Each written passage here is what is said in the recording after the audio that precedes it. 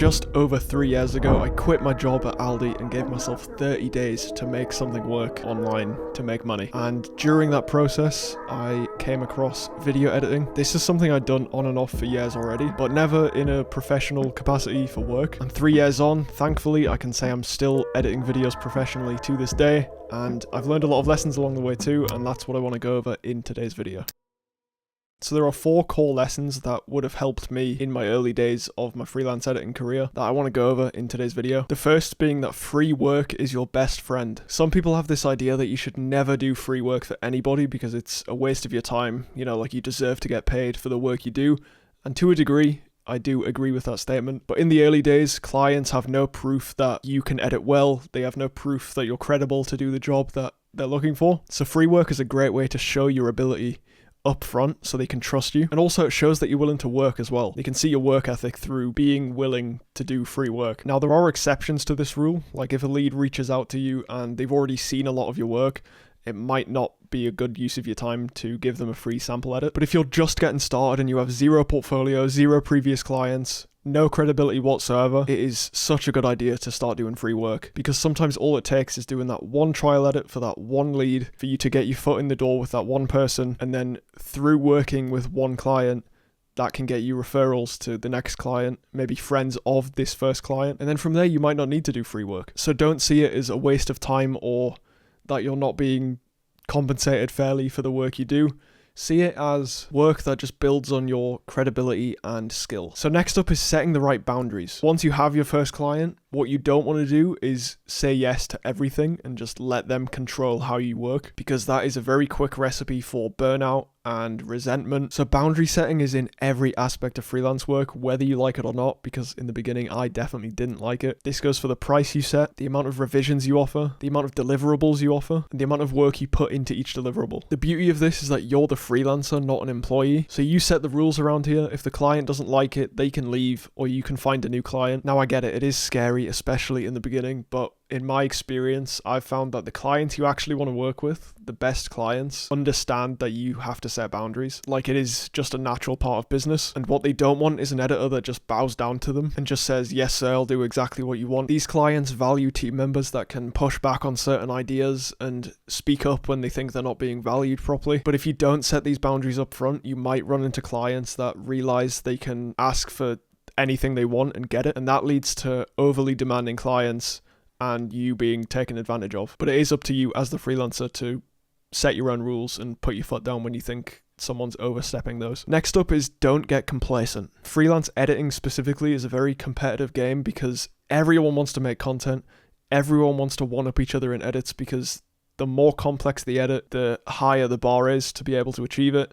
And that bar just keeps going up every single year. Like back when I started in 2021, the standard for short form edits was the Alex Hormozy captions with emojis flying around on screen, and it looking back now, it's very tacky, whereas the bar now is like crazy After Effects 3D edits with beautiful sound design, and like things are composed really well now, which just wasn't the case back in 2021. So in every single edit, try to incorporate a new editing technique or style that you've seen, and over time you'll build this arsenal of techniques and effects and color combinations and things like that. Because what you don't want happening is maybe 12 months down the road, you have a few clients, you've improved quite a lot, and you look around and you're like, you know what, I'm a really good editor. I can keep delivering content at this quality and, you know, I'm good. Because then a few months goes by and without you even noticing, everyone seems to have caught up and surpassed your level of video quality. And then what might end up happening is clients look around and see even better editors than you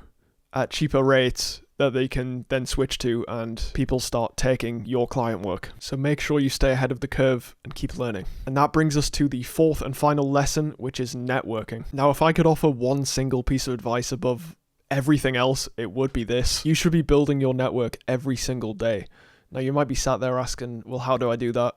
I'm a complete beginner, no one trusts me, I don't have credibility. My advice to that is to find people on social media that you just naturally gravitate to. When you're scrolling on Instagram or TikTok, you'll see certain videos that just like click with you. There'll be something in these videos where you'll go, I really like that. It might be the person's personality, it might be the edit style, it might be the insane audio quality they have. It could be literally anything. And what I want you to do is when you notice these things, leave a comment and DM the person. This works best on Instagram because I don't think people really check their TikTok DMs. And by the time this video goes out, it might be banned in the US again. When you see these videos, leave a comment and leave a DM just very authentically saying what you like about them or their videos. And what you'll notice is gradually over 3, 6, 9 months, you'll have built up a pretty strong connection with a handful of people.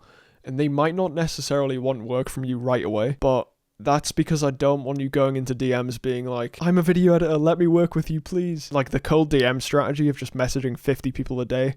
I'm not a huge fan of that. But if you leave genuine DMs and build up normal conversations with people, like this tip is just make friends. Like that's the only way I can describe this. This isn't any sort of profound knowledge. It's just make friends in DMs. And like I said, they might not want work from you right away, but what's amazing about this is these connections can be valuable 5, 10, 15 years down the road, where they might never become a client, but 7 years from now, they could become a co-founder of a company with you, or some might just become really good friends. There's not really any downsides to this, but there's massive upside because it's not only the strong connections you make initially, it's the strong connections of the strong connections that you might get introduced to, and it becomes this exponential snowball effect of connecting with people. And that's where the well-known quote comes from of, I think it's, you're only 7 degrees of separation away from anyone in the world. So yeah, really prioritize connecting with people as much as you can. I can't guarantee this will get client work for you, but I think if you connect with enough people in the creative space, you'll naturally find work eventually. But keep in mind that networking only really works if you're building on skills. So